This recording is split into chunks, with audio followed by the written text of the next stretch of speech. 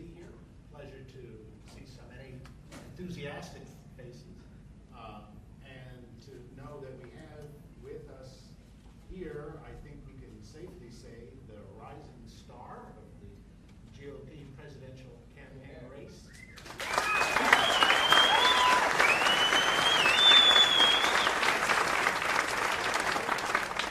And I think we also have somebody who has shown in past debates and her op-eds that have been published in national newspapers, who has some very clear ideas and clear thinking about the role of the United States in world affairs, the nature of national security, and how we address the most pressing, urgent issues that confront the United States in this new global environment, which has taken shape over the last 6 years, let's say. So here's my first question. Would you indulge me just for a moment? Sure. Before we dive into the questions, I would be honored to lead the audience in a Pledge of Allegiance. I think it's a good way to start.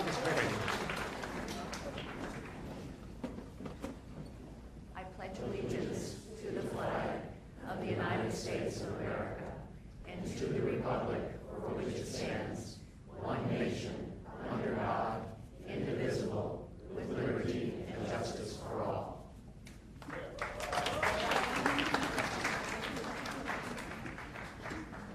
It's a good reminder of why we're all here talking about these issues. And a good way to start out today's discussion. You wrote recently that the world is both a more tragic and a more dangerous place when the United States does not lead. In 2008, we elected a president who said he was going to lead. He was going to lead us in a new direction and make the world a safer and more secure place, and America more respected in that role. What's happened? Well, let's start with what those two words actually mean. Obviously, I think it's clear almost to everyone now that the world is a more dangerous place. The rise of terrorism. Terrorism is not waning as a threat, as our president tried to reassure us. It is actually waxing. We have more terrorist groups. They are more brutal than ever before. We have rising regional hegemonies. So China wants to be the regional hegemon of the Asia Pacific. Russia wants to be the regional hegemon of Europe and perhaps even the Middle East, allied with its ally in Iran and Syria. Clearly, Iran wants to be the regional hegemon of the Middle East. It is exceedingly dangerous that Russia now has both fighter jets and troops in Syria. It is exceedingly dangerous that Russia, Syria, and Iran are now collaborating and coordinating, and that this administration's response to that is to have John Kerry talking to Russia. We can come back and talk in a moment about why we shouldn't do that, but I think it's clear the world is a more dangerous place. We have terrorist attacks here at home, whether they are on active military. We have police officers being assassinated. It's a dangerous world and an increasingly dangerous country. Tragic, though, is something that we don't always think about. I think we see the tragedies when hundreds of thousands of refugees, millions even, are pouring out of Syria into Europe. But it's worth remembering that while the Syrian refugees are taking the headlines today, it has been true for years now, as reported by the UN, that we have probably 45,000 people on the move every single day, driven out of their homes by conflict of some kind. It is true as well that human trafficking is on the rise. One of the tragedies of these refugee crises is or the immigration crisis on our southern border for that matter, is you have an industry in human trafficking where people are preying on the ignorance and the hope of people, taking away from them whatever little money or resources they have, promising them some pipe dream of a journey to another place, and then stuffing them in the backs of trucks for a long and hideous journey in which people either die at sea, or we had that awful situation of 70 people dying in the back of a truck of suffocation. Human trafficking is an industry on the rise, and it is also true that the rights of women, not even rights, women and children are being subjugated in a way that's horrifying. It's medieval. You have rape being used as a systematic tool. You have sexual slavery of children, all on the rise all over the world. You have the persecution of Christians. It's a tragic and dangerous world. I think President Obama's fundamental belief is that the world is better when we are one among many nations.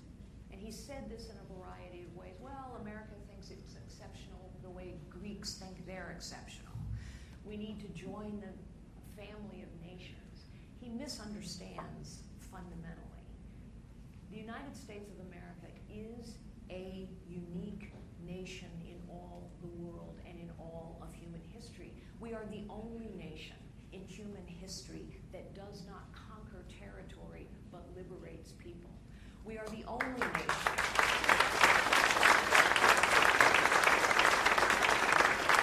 We are the only nation that does the right thing, even though our enemies do not do the right thing for us. I mean, for heaven's sakes, we keep terrorists in air-conditioned facilities. We ensure that all of their rights are met. Why? Because we're Americans. And we are the only nation that has been founded on the idea that the individual, that each life is precious. That makes us not one among many nations. That makes us a unique nation. And only we can lead the world in the way that it now needs leadership. Let's talk about leadership and what's going to be required in dealing with various aspects of this dangerous world that you've painted for us. Let's start with China. Again, in one of your op-eds, you mentioned China is America's rising adversary. It's not a view that was very popular, let's say, 15 years ago, 20 years ago. Everybody believed the United States and China, the consensus was we were going to grow more alike, and the more business and more trade we did, that we would become more and more, not just good friends, but that China would sort of rub off on China and would become more of a society like ours.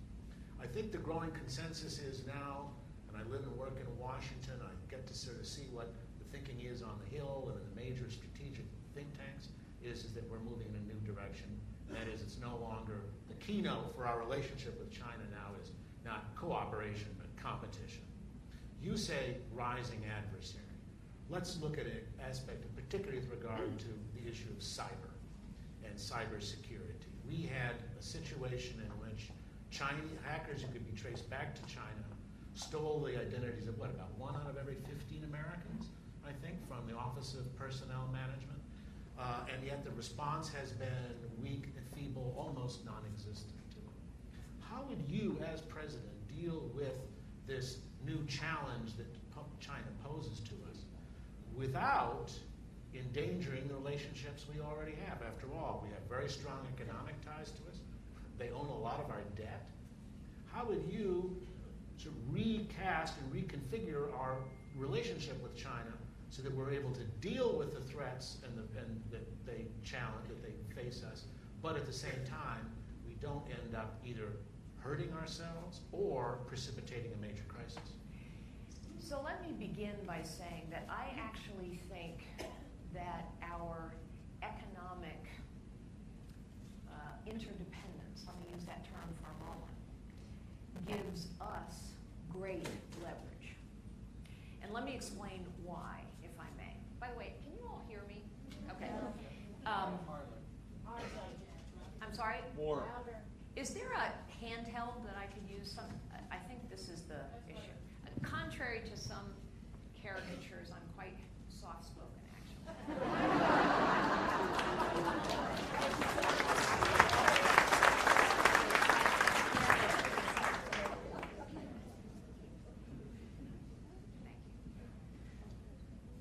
Is that better? Yes, much better. Okay. The Chinese government has made a deal with their people. And the deal is this. Chinese people will tolerate repression, censorship, awful safety standards, killing pollution. They will tolerate all this in return for an economy that is growing fast enough to lift millions of people out of poverty year after year after year. And that bargain has worked pretty well for a long time for this regime. Why does that give us leverage? Because we are China's largest market. They cannot grow at the rate they need to grow unless we continue to supply their largest market. Not only that, our companies are providing them with technology, with jobs, with access to goods and services that the Chinese people expect as their standard of living rises. This gives us leverage. And so we need a president who understands how to use that leverage. Let me come back to that in just one moment. But let me say, with regard to their military aggression, both in cyberspace and in the Asia Pacific, there are very specific things we need to do. First, with regard to the cyber attack. So I served as the chairman of the advisory board for the Central Intelligence Agency for several years. I've advised 2 secretaries of defense, the head of the CIA, the head of the NSA, a secretary of Homeland Security. I've held the highest clearances available to a civilian.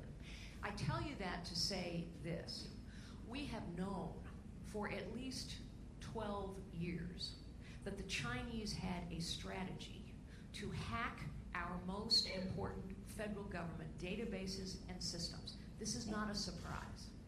It is an example of government ineptitude that the Chinese were able to hack the Office of Personnel Management. It's an example of what happens when bureaucracies become so bloated, so unaccountable, where there is no consequence for non-performance, that people just don't do their jobs. And in fact, the head of the Office of Personnel Management was warned 4 months before this cyber attack, this latest cyber attack, was warned by an Inspector General report, 2 of them in fact, that said to her, you know, you have major vulnerabilities in your systems. In fact, if you go and look at somebody who spent all of my lifetime in technology, they were missing the most basic industry standard protections. 2-step authentication processes were missing. Basic stuff was missing. And nothing happened.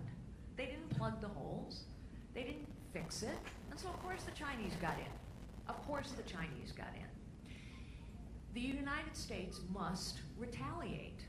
And instead of greeting the Chinese leadership with a huge state dinner, I'd have them come over, all right, but I'd cancel the state dinner and all the falderall, and I've had a long conversation in the Oval Office to say, understand, there will be consequences. We will retaliate. We consider this an act of aggression. Longer term, we have to stand up a consolidated command to protect our most vulnerable systems and databases from cyber attacks, which are ongoing from many actors, not just China, Russia, North Korea, and others. But for now, we have to have that very serious conversation. Second, with regard to the Asia Pacific, once again, the Obama administration continues to reward bad behavior. And when you reward bad behavior, what do you get?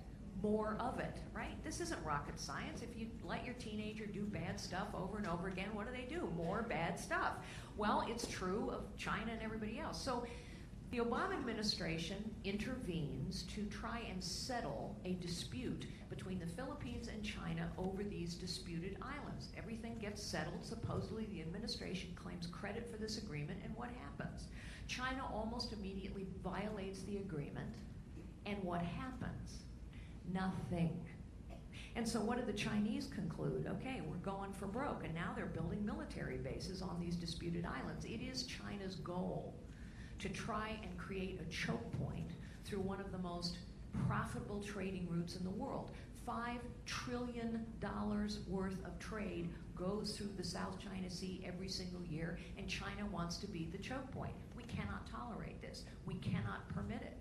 And so we need to be working with the Vietnamese, the Filipinos, the Japanese, the Australians, to provide them with the set of capabilities they have specifically asked us for to help detect when the Chinese are in waters, specific set of capabilities they've asked us for to patrol those waters. We need to make it very clear that we will not tolerate China's control of that strait, either by sea or by air, through actions, not words. Finally, I'm sorry for the long answer, but these are complex issues that are important for people to understand, all of us to understand, and I don't know whether our President, our Secretary of State, both current, Kerry, and former, Clinton, either understand or care. But finally, economic leverage. Yes, it is true that the Chinese hold half the debt of this nation. It's one of the reasons why we have to reduce our debt, but it also makes them incredibly dependent upon us. They are dependent on this market continuing to be open to them. And so one of the things that I would do right now, when the Chinese government is struggling, the Chinese economy is struggling, their stock market is in free fall, they have not been able to transition their economy effectively to a consumer-led set of purchasing behavior. Now they are vulnerable. And so in that conversation with Xi, I would be saying, as President of the United States, unless we see very different behavior, we will require you to play by the same rules in our marketplace that you force us to play by in your marketplace, which means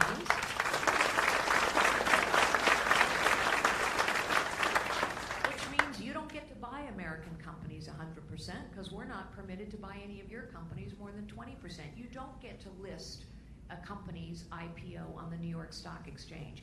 If you continue to violate intellectual property, which they do as a matter of strategy, we will seek consequences and retribution. This is a time for a real reset with China. I have no confidence this president will even attempt such a thing. It will be all gesture and protocol. President Fiorina will do it.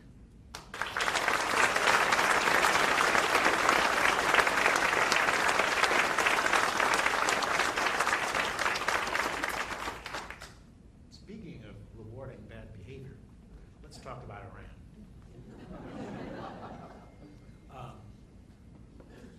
Many people say, and I agree, that whether to say yay or nay to the nuclear deal that President Obama and Secretary of State Kerry negotiated with Iran may be the single most important decision in American foreign policy to be made since the end of the Cold War.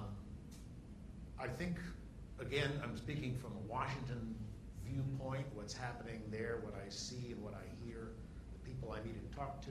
There's a growing consensus, I think, that this deal is a bad one. And a consensus that, in fact, that the more you learn, the worse it looks. If this deal does reach final confirmation, which seems to be possible, and if the UN Security Council goes ahead and gives a final vote of approval to lifting of sanctions, which in a sense endorses the Obama-Kerry deal, what's to be done? And I'm going to put you on the spot. It's the morning after the inauguration. You're now President Carly Fiorina. What's the first thing that you do to deal with the Iran issue? I will make 2 phone calls on day 1 in the Oval Office. And I will make sure that the entire world knows the phone calls have been made. The first will be to my good friend Bibi Netanyahu, the Prime Minister of Israel, to reassure him we will stand with the state of Israel always.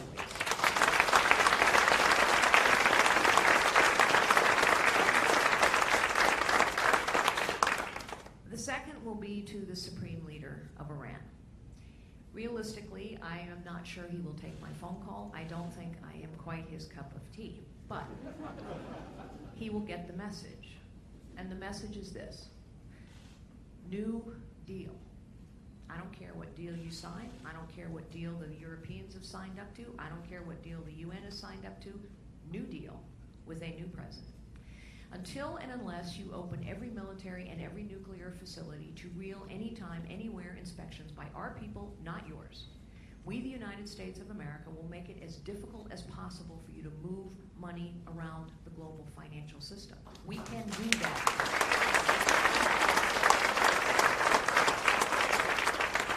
We can do that. I will do it. We can do it by cutting off their access to global payment processing systems. We can do it by saying to any bank, if you do business in Iran, you will not do business in the United States of America. We can do it by ensuring that American companies do not do business in Iran. Why is it important to do it? Why is it vital to do it? Because even if Congress had managed to stop this deal, and I'll come back to that in a moment, the truth is the money is flowing. The Chinese, the Russians, the Europeans, money is flowing in. And when President Obama talked about P5+1, we're all on the same side of the table, actually we were not all on the same side of the table. China and Russia were on their side of the table. And their side of the table is we want Iran's economy opened because it does good things for China and Russia.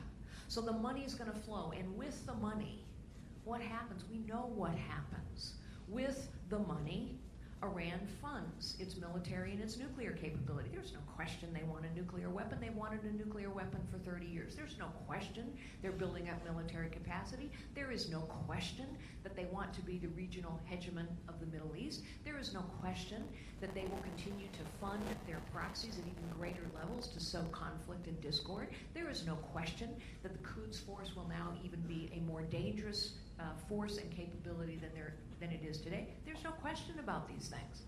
And so we have to cut off the money flow. And the reason I will make sure that the entire world knows that I have made those 2 phone calls is because with those 2 phone calls, the entire world will know.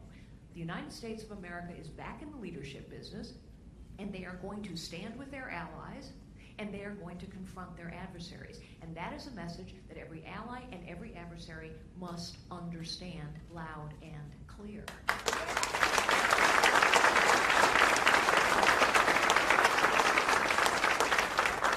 Allow me to say one other thing, if I may.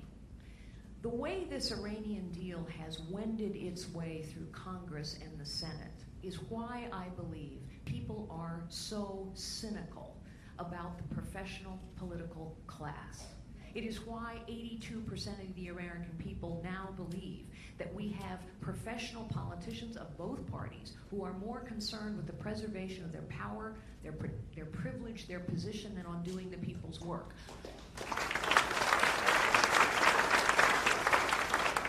The Democrats who voted for this deal,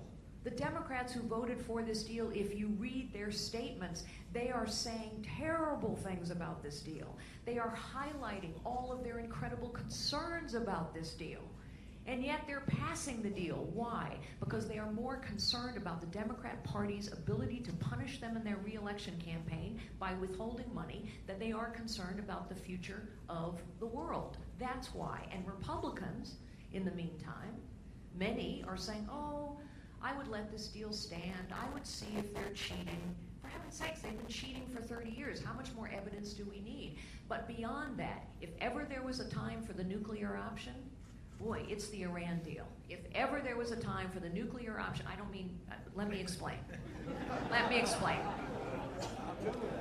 I realize that might be confusing. The nuclear option in terms of Senate process that lowers the number of votes necessary. The nuclear option was invoked by Senator Harry Reid to try and get judicial appointments through. Boy, if judicial appointments are important enough to invoke the nuclear option as a process and procedure in the Senate, don't you think the Iran deal might have been worth that? And yet the leadership did not do so. I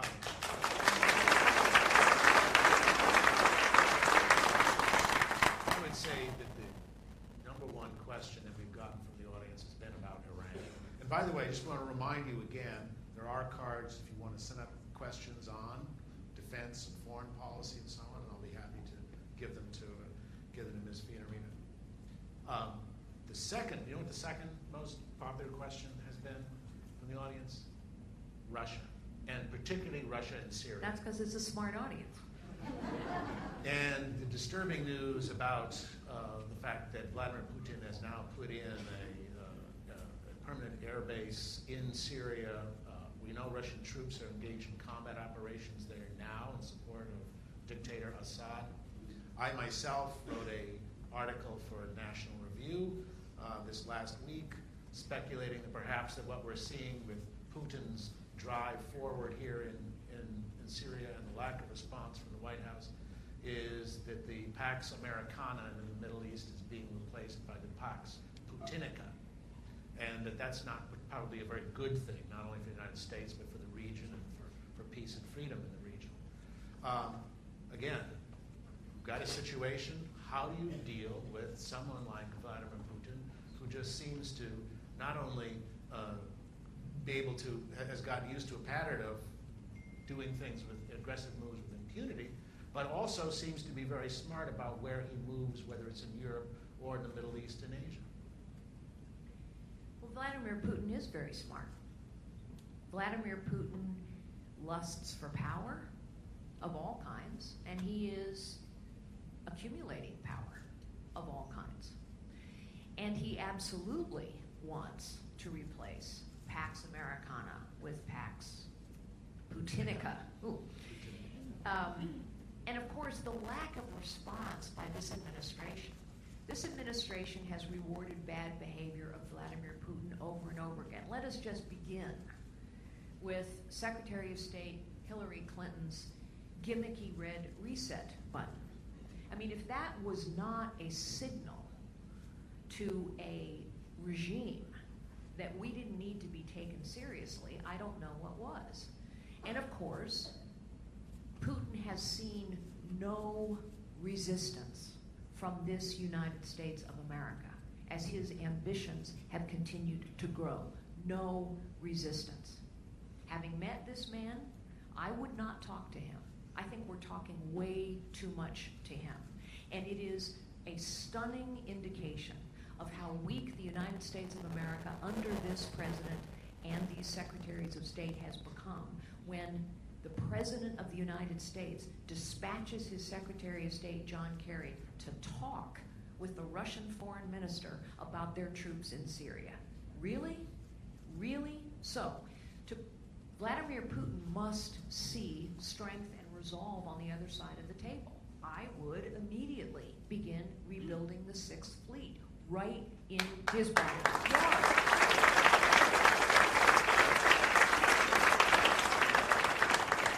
I will immediately begin rebuilding the missile defense program in Poland, right under his nose. I will conduct regular, aggressive military exercises in the Baltic states, and for good measure, I'd probably throw in a few thousand more troops into Germany, right on their borders. Vladimir Putin has to see strength and resolve and leadership on the other side. We did nothing when General Soleimani, the head of the Quds Force, the Iranian force in charge of exterior operations, that's what they're called, travels to Russia, speaks with Vladimir Putin. What was he there talking about? What he was there talking about, ladies and gentlemen, was air bases and troops in Syria in coordination with Iran, and nothing happened. We said nothing. With regard to our military options in Syria, this is what happens when we do not lead. 3 years ago, President Obama had a lot of options in Syria. Today, he has very few. For 3 years, he has done nothing. He has said Bashar al-Assad has to go. He's talked about imaginary red lines. He's done all these talked, and done nothing. And so, of course, the situation has gotten immeasurably worse. The humanitarian refugee crisis that we are seeing was entirely predictable. I don't want to sit here and tell you that I know precisely militarily what should be done in Syria, because I don't right now. The situation has become very complex. So what I would do with regard to Syria specifically is sit down with our best military minds, and there are many that offered options to President Obama a couple years ago. He didn't like the options, and they were retired early. I would gather our military experts, both those who still serve and those who were retired, and look at the full range of options. But I also would, and this is vitally important, Our Arab allies in the region have been asking us for very specific things, to demonstrate that we stand with them and that we will lead, and we have not provided a single one of them.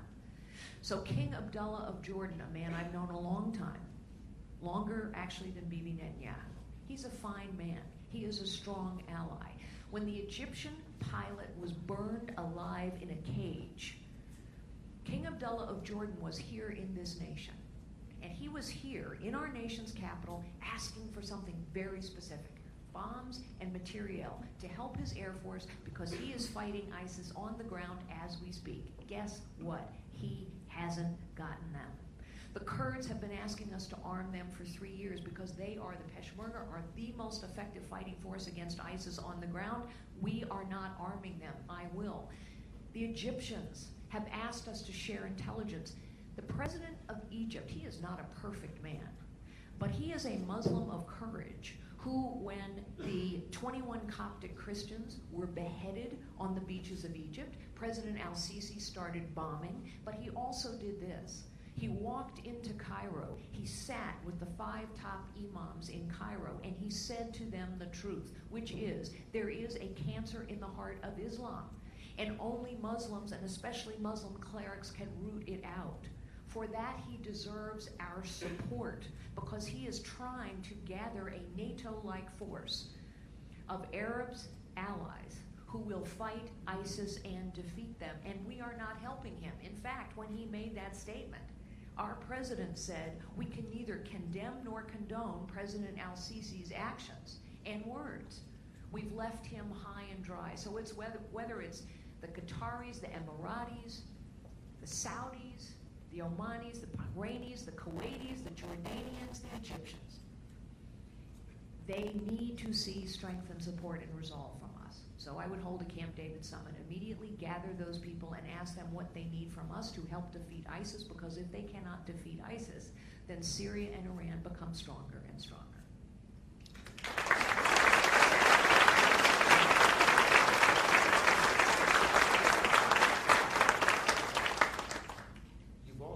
Speaking of strength, you've also written that the United States must have the strongest military in the world. And you added, which I thought was very interesting, you added, and the world must know it. Now, you know what critics will say, of course, including, I think, probably the Obama administration. They'd say, look, we still spend more on the military than any other country in the world. 36% of all the money that's spent on military is spent in the United States. We still have the biggest Navy in the world. We still have the most sophisticated aircraft, military aircraft. We've got bases all over the world, and we've got a pile of nuclear weapons if we need to, if push comes to shove. So what's to worry? Well, all those statements you just made are true, and there's a lot to worry about, nevertheless. In fact, we have to rebuild our military capability. So specifically, I think that means a couple things. One, our people in uniform must be respected.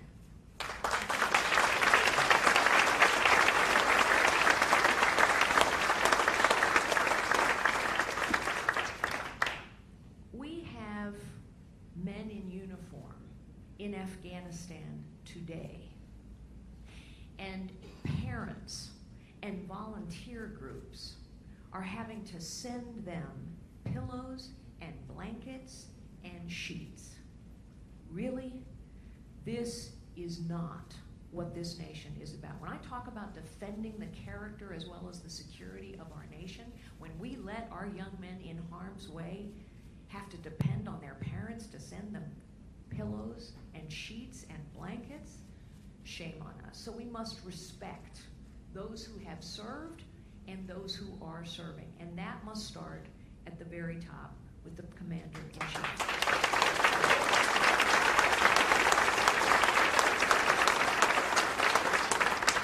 Here's another example of lack of respect.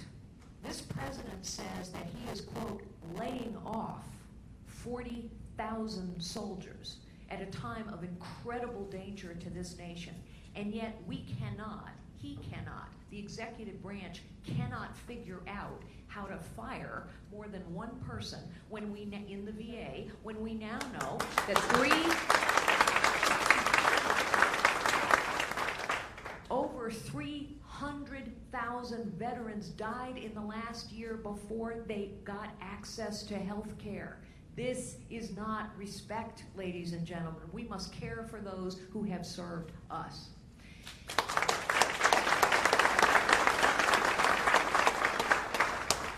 On the subject of the VA, by the way, one of the first things that I will do is pull together a group of about 15 veterans. And I will ask them a fundamental question. How is it you want to be served? Because we need a new blueprint for the VA, and the bureaucrats in Washington cannot figure it out. We need a blueprint. So I'm going to ask veterans, how do you want to be served? Because we need a new vision for what the VA should do and can do and what it shouldn't do and won't do. Specifically with regard to rebuilding the military, look, we know the answer to this. Our military experts have told us in order to be at the appropriate state of readiness in a very dangerous world where we not only have to be able to deal with at least 2 conflicts at once, but we also have to deal with non-state actors all over the world. We know we need about 50 Army brigades. We know we need about 36 Marine battalions. We know we need somewhere between 300 and 350 battleships. We know we need to invest in all 3 legs of the nuclear triad. We know all this. And because the federal government's principal responsibility is to protect the security of the nation, we have to spend what is necessary to provide for all of that buildup. But it's also true that the Defense Department requires some reform. You know, when I served, advised secretaries of defense, we always talked, and the Defense Department still does, talks about tooth-to-tail ratios. Tooth, fighting men and women, weapons, materiel, technology. In other words, tip of the spear, tooth, tail, bureaucracy. And over time, the Defense Department has measured tooth-to-tail ratios. Guess what? At this time, the tooth-to-tail ratios are as bad as they have ever been. So we have to invest in tooth, and we have to reform tail. And isn't that the story of bureaucracy all over Washington?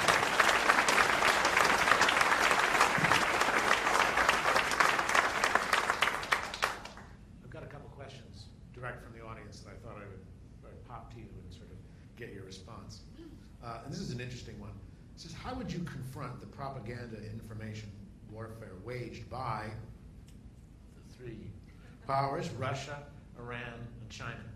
Specifically, of course, Russia Times, which has become a big media presence here.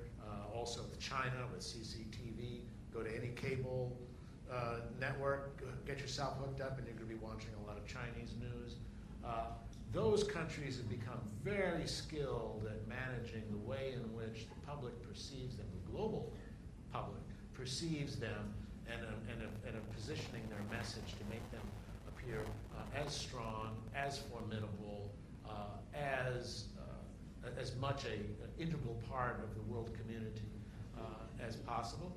How would you deal with this situation from the standpoint of Chief Executive Office? So I think there are 2 things. First, this is a classic example of where we have leverage but we are not using it, and where we ought to demand, in the case of both Russia and China, that they play by the same rules that we do. So, President Xi, here's a deal. Unless you allow our media to participate fully in your market, CCTV doesn't get a license here anymore. I mean, it's pretty basic. Same thing with Russia. We need, Voice of America did good. We have the opportunity through technology and through media to influence people in this country and all around the world, but we're not doing it. We're not doing it. So we're allowing this propaganda, and that's what it is, particularly in the case of Russia. We are allowing this propaganda to not only poison the minds of the peoples of those nations, but also to influence greatly the opinion of Americans here, and we're doing nothing about it. Like so many of our wounds, this is self-inflicted. This is a self-inflicted wound, which means we can solve it. You don't get to play here, and yes, we get to play there. And by the way, we are the most sophisticated technological nation on the planet. So yes, we can figure out how to get a lot of information to the people in Russia and the people in China, but we have to be willing to do it. I am.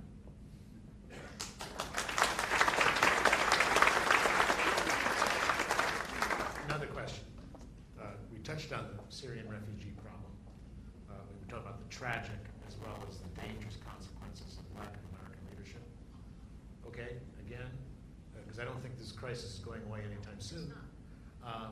Again, as chief executive, what should be America's role in dealing with this situation, and what kinds of steps do we need to take in order to alleviate this problem?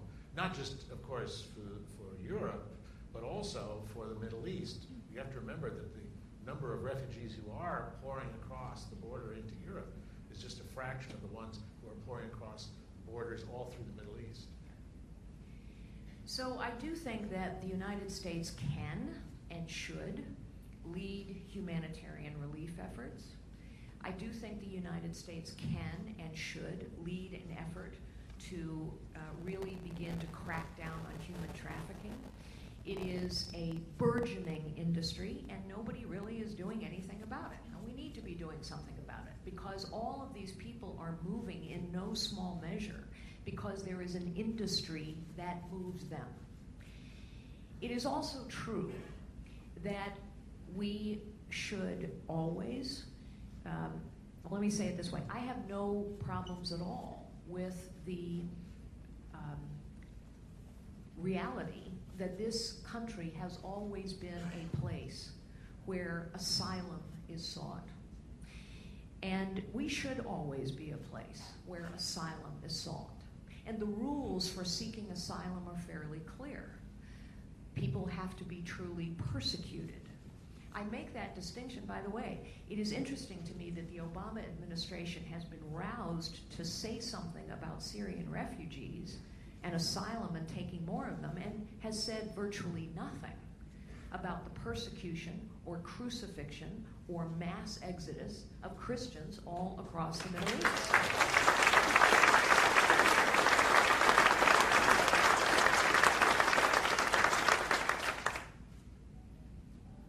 We do not have, in my opinion, we do not have the same moral obligation to accept people who are seeking better economic opportunities. And I think if you look at this Syrian crisis, what you will see is there are some people who truly would qualify as asylum seekers, and there are some people across the Middle East who are moving for economic opportunity. It is so typical to me of this administration that John Kerry makes a big gesture, and that's what it is, that the next president will have to deal with. He makes a big announcement that the United States is going to take in 100,000 refugees. But oh, by the way, not on his watch, not on Obama's watch. We're going to start doing this in 2016 and maybe 2017. He doesn't talk at all about how is it we are going to vet these people. The asylum process is a vigorous vetting of people, which is required, which is appropriate. We know that many of the people who come here are coming from terrorist-infested territories. We must ensure that we understand who's coming in and why, and are they a threat to this country or not. But John Kerry and President Obama want to make a gesture, so they say 100,000, isn't this great? We don't have to deal with it. The next guy or gal will have to deal with it.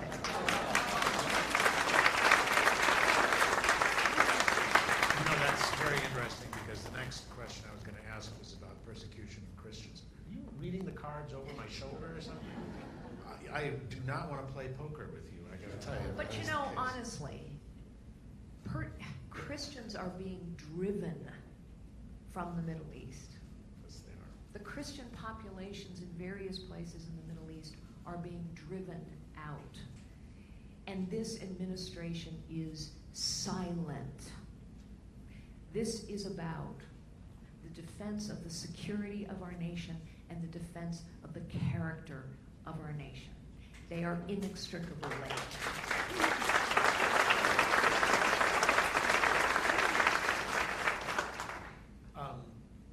Also, immigration. And the question I've been given is time when he was president deal with it? Immigration has been a wonderful thing for this country for most all of our history. We are a place. It is our character to say every individual, every life is filled with possibilities and gifts. And we have become a great nation because more people from more places came here to fulfill their potential and find possibilities. It is also true that bad people come here and that our government has been inept. And with all due respect to Mr. Trump, he did not bring this issue up. We have talked about it every election for 25 years. We talked about immigration in 2012. We talked about it in 2008. We talked about it in 2004. In fact, we have been talking about the problem of illegal immigration for 25 years. This is ineptitude. Politicians of both sides talk about it, but nobody does anything about it. Our government, our border has been insecure for 25 years. This is not rocket science, ladies and gentlemen. It's pretty clear how you secure a border. You need money, you need manpower, you need technology, but mostly, apparently, you need leadership and political willpower. We need to secure the border.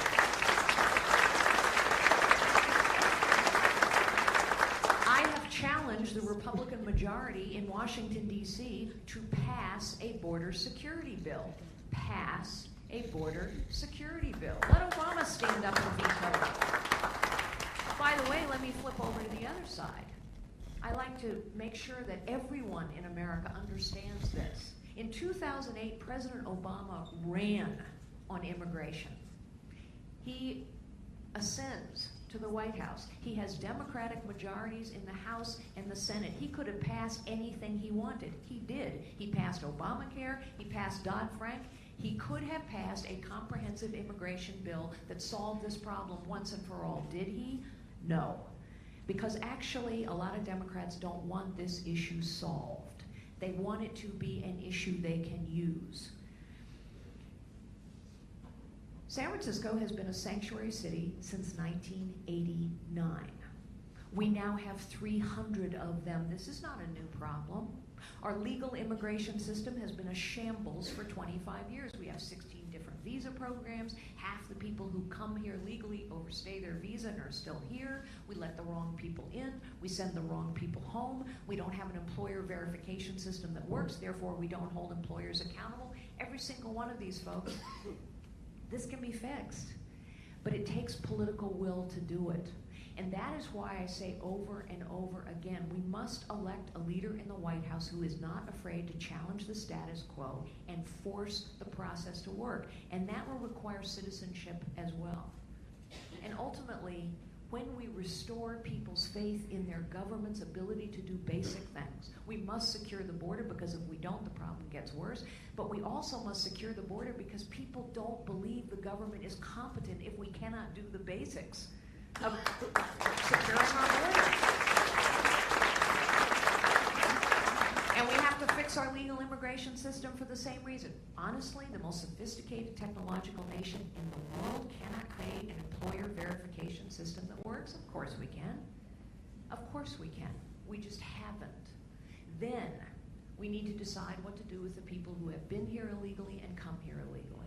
And in my own view, they do not earn a pathway to citizenship because there must be consequences. I know too many people who have done it the right way, who have waited, who have studied our history, who have raised their hand, who have taken the oath, who understand that citizenship is a privilege. And you cannot say to them, never mind, never mind. This has to be a nation of consequences as well as a nation of possibilities.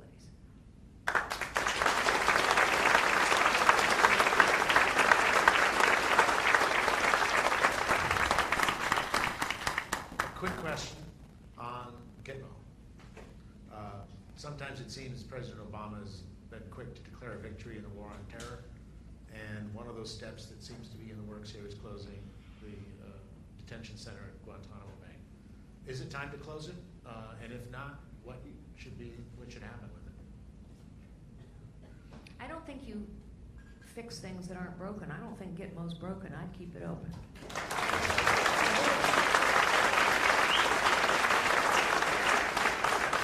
And by the way, this is a place where I think the administration has been exceedingly hypocritical.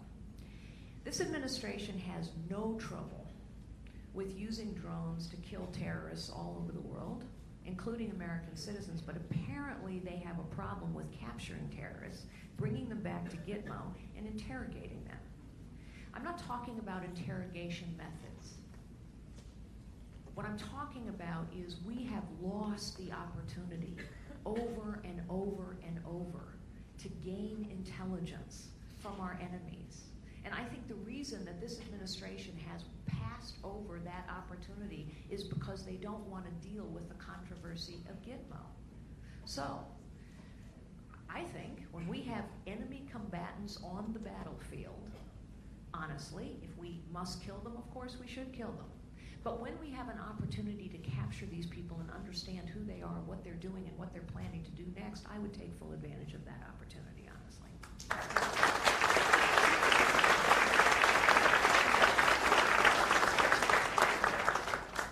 We've got about 5 minutes left.